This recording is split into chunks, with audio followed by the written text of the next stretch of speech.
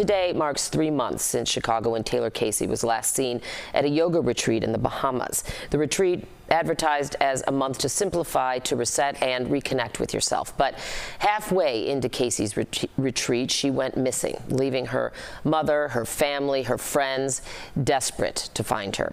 Joining me now is Colette Seymore, Taylor's mom, and Jacqueline Boyd, a close friend. Right, Jacqueline? Thank you guys so much for being here. 3 months have gone by now. I know that her phone was found in the ocean, but other than that, it seems that there's just nothing. So who is best to update us on the investigation? I will. Well, like you said, pretty much there is nothing to say, like no updates or anything from the local authorities over there. Do they stay in touch with you? Are they communicating with you? Are they giving you a sense that they are actively investigating Taylor's disappearance? Not really to me, but I want to thank the senators, Duckworth and Tammy.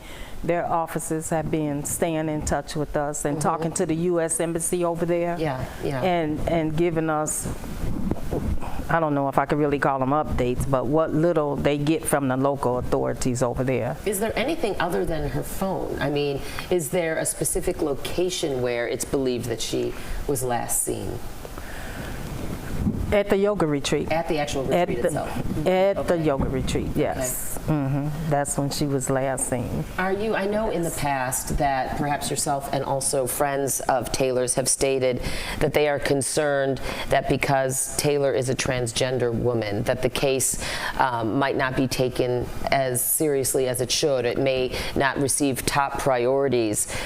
Do you still believe that? And do you believe that also potentially impacted her safety in that country?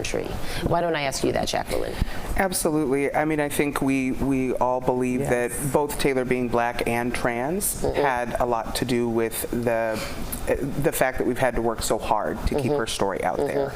And, you know, the Bahamas is different than the U.S. It just is. Every country is different. Right. And so, you know, there's just been some real challenges with spreading the word, even about the reward, and making sure that the local Bahamas are aware that there's a potential reward for the return of Taylor as well. And it is a $10,000 reward, correct? Yes.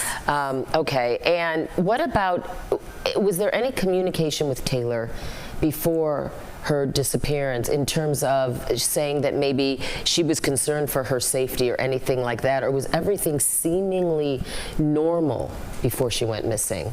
Mom?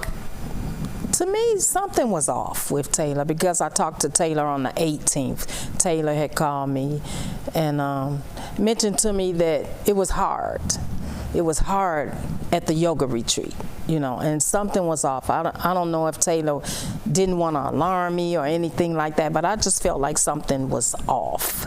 You know, it's a tough question to ask, and I mean this with all respect. Do you feel that there is a possibility that she took her own life?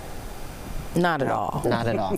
No, not Taylor. And I know what you're saying, Mama C, because that's something, an intuition that a parent would have. I'm a mom. All of Taylor's friends, her behavior was completely normal. We all talked with her, texted. She was planning a course, actually, for something she was facilitating when she got back, and she had plans to visit with a lot of friends. So. So other than talking to me, Colette, what are you, Jacqueline, what are you guys doing to keep her case in the forefront? For instance, I understand that you may have asked the State Department for help.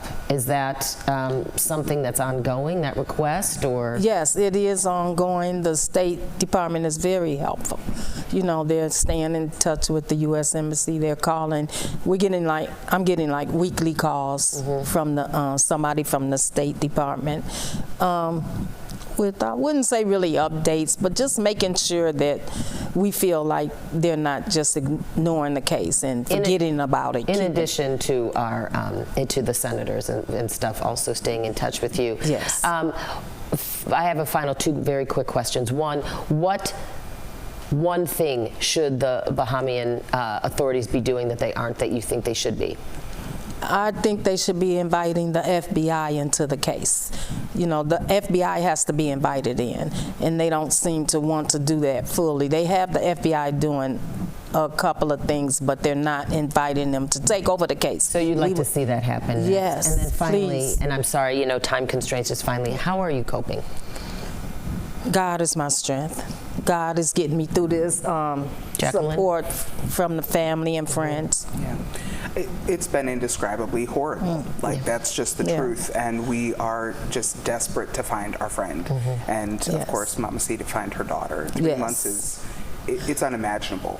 It's unimaginable. I know, and my heart truly goes out to you, and thank you for taking the time to be here. Colette Seymore, Taylor's mom, Jacqueline Boyd, a very good friend.